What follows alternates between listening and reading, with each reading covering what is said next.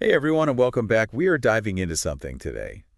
I think we all can relate to a little bit beauty. Oh, yeah. Yeah. Mhm. Um, you know, this is something that we talk about all the time, but we're not going to focus on just what's trendy or whatever. Right. We're going to go deeper. Much deeper. We're going to look at the science behind it. Yeah. Um, and specifically, we're going to explore a mathematical concept Okay. that has been linked to attractiveness, and that is Let's hear it. the golden ratio. Ooh, the golden ratio. Yeah. So that's our deep dive today. Very cool. Is there really a formula for beauty? Right. That's what we're going to find out. I mean, I think we all kind of know that beauty is subjective, right? Yeah, Like what's considered beautiful in one culture could be totally different somewhere else. totally. Yeah. And it changes over time, too. Oh, yeah. Like think about, Victorian time. Corsets. Exactly, corsets. Yeah. Or like foot binding in some cultures that was considered Yeah. beautiful. It's like, it's so different. Yeah. It's so interesting. I've always thought about that, like even just thinking back to when I was a teenager, it was like a totally different Totally. standard of beauty. And I was like trying so hard to fit into that. Right. It's like, was I even chasing the right thing? Exactly. And that's where this whole golden ratio thing comes in. Okay. Yeah. So tell me about this golden ratio. What is it?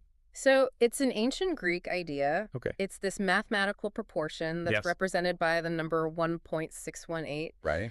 And get this, it's found everywhere. Everywhere. Yeah. Like the spiral of a seashell, Wow. Okay. the arrangement of petals in a flower. No way. Yeah. And some people believe it even applies to faces. Wait, so you're telling me that there's math behind what makes a face attractive? That's the theory. Yeah. It's not about like having perfectly symmetrical features. sorry. It's about the relationship between those features. Okay, got it. So the distance between your eyes compared to the width of your nose, compared to the length of your lips. If all those proportions are close to 1.618, some say that creates this sense of harmony, this balance that we just find attractive. I'm a very visual person, so I need like an example. Okay, sure. So imagine like you're looking at a face, Okay. and the distance between the eyes Yeah. is roughly 1.618 times the width of the mouth. Okay. That proportion, according to this theory, Yeah. would contribute to that face being perceived as beautiful. Interesting. Okay. So we're talking about a very specific mathematical relationship here Yeah. that for some reason seems to please the eye. And it's found in nature too. Like this isn't just something. Exactly. It's not just a human-made concept. Okay. It's tied to this thing called the Fibonacci sequence. Have you ever heard of that? The Fibonacci sequence? I feel like I've heard of it, but I don't know if I could tell you what it is. So it's the sequence where each number is the sum of the two preceding ones. Okay. So like 1, 1, 2, 3, 5, 8. You get it. Okay, I see.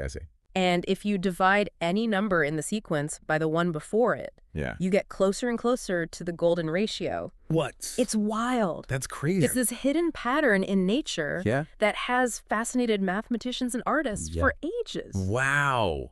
That's kind of blowing my mind right now. Right.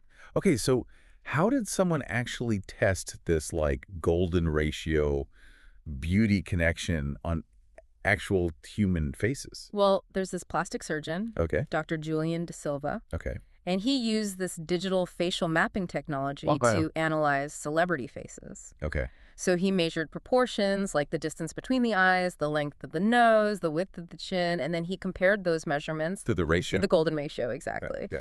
And based on his calculations, Jodie Comer Jodie Comer. topped the list with a 94.52% match. Oh, wow. Okay, interesting. Yeah. Yeah, I know Zendaya and Bella Hadid were like right up there too. Yep, they're in the top 3.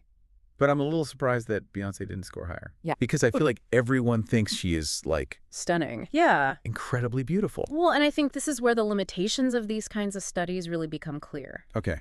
Yeah. It's interesting, but it's only focusing on very specific features. Right. It's not the overall, like, Aesthetic. exactly, the aesthetic of a face. And of course, it's based on a very limited sample size. Yeah, that's true. It's just celebrities. Exactly. So it's not like the end-all be-all of beauty. Right. It's not the whole picture. Right.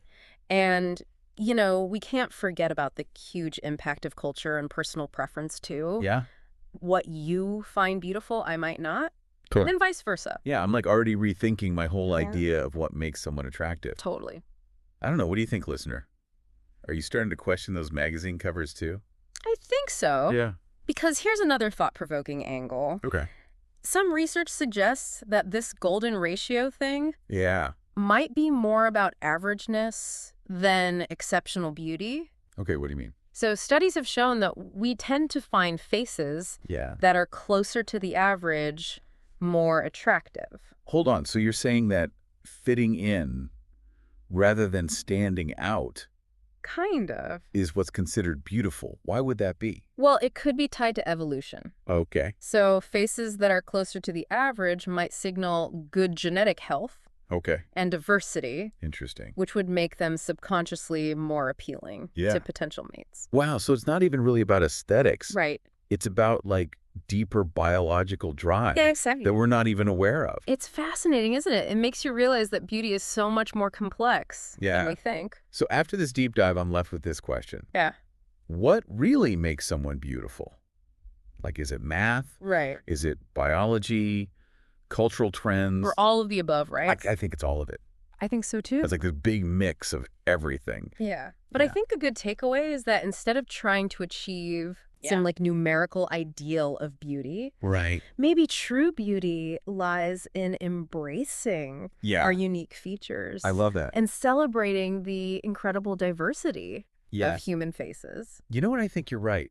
After this deep dive, I'm like starting to see beauty everywhere. everywhere in all its different forms. Yeah. And yeah, it's like totally changed my perspective. Yeah. What about you, listener? Yeah. What do you think? What qualities do you find beautiful? Yeah. And how much do you think your culture has shaped those perceptions of beauty? This is just the beginning of the exploration. Exactly. Keep thinking about it. Kept the conversation going.